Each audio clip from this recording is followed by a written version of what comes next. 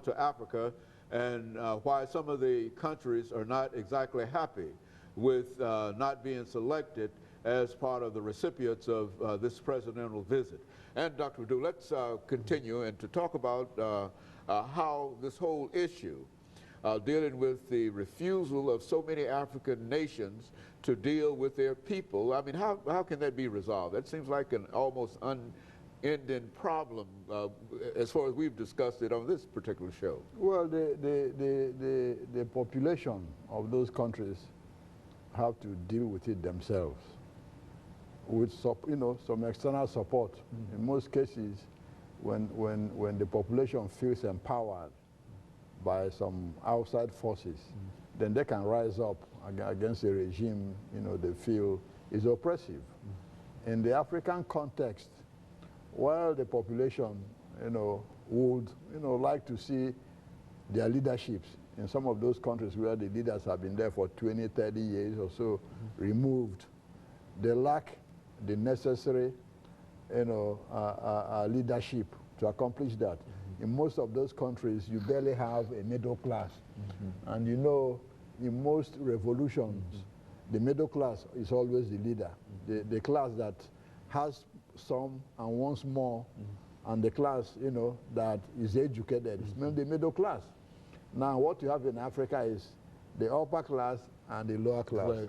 The lower class is busy trying to sustain itself, trying to have 2-3 square meals a day, than thinking of whom to overthrow.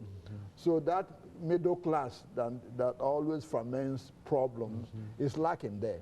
And that has been the policy of Clinton and Obama, is to build an African middle class.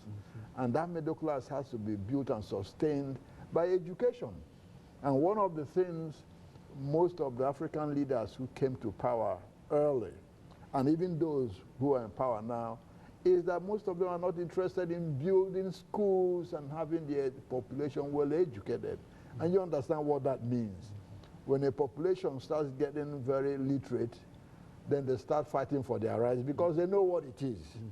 So what is happening in most African countries is that the population is not very literate to even understand what is happening. They still see corruption as stealing government money, not knowing that that government is them, is their tax dollars.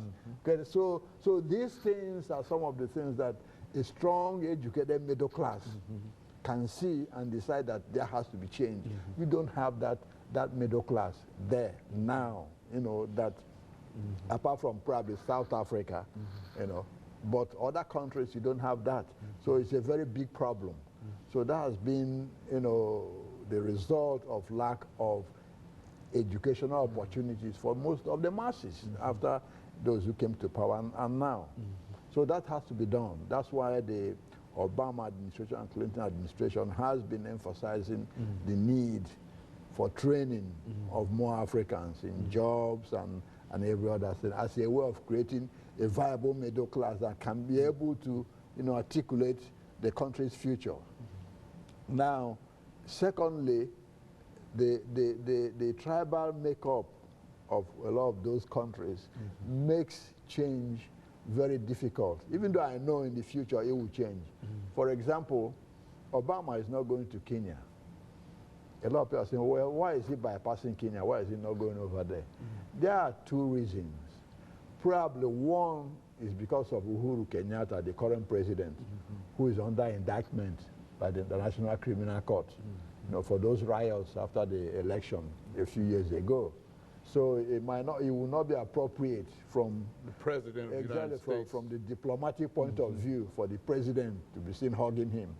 And secondly, this is my hunch, is that Obama comes from an ethnic group in Kenya called the Luo. The Luos have always complained about the domination of the Kikuyu. Okay? Now the Kikuyu have been in power for long, apart from Daniel Arap Moi, who is a Kalenjin. All presidents of Kenya have been Kikuyus. Kenyatta was Kikuyu. Kibaki, Kikuyu. Kenyatta, now Uhuru Kenyatta is Kikuyu. So apart from Daniel Arap Moi, who is Kalenjin, Luos have never held the position of president, even though they have you know, they have accomplished politicians who are good enough to hold it. First, you have Jaramogi Odinga, and then his son, current Prime Minister Raila Odinga, and Tom Mboya, who was assassinated. He was also Luo. All of them were contestants for the presidency, but one way or the other, they managed to disappear. You know, so the Luos are resentful.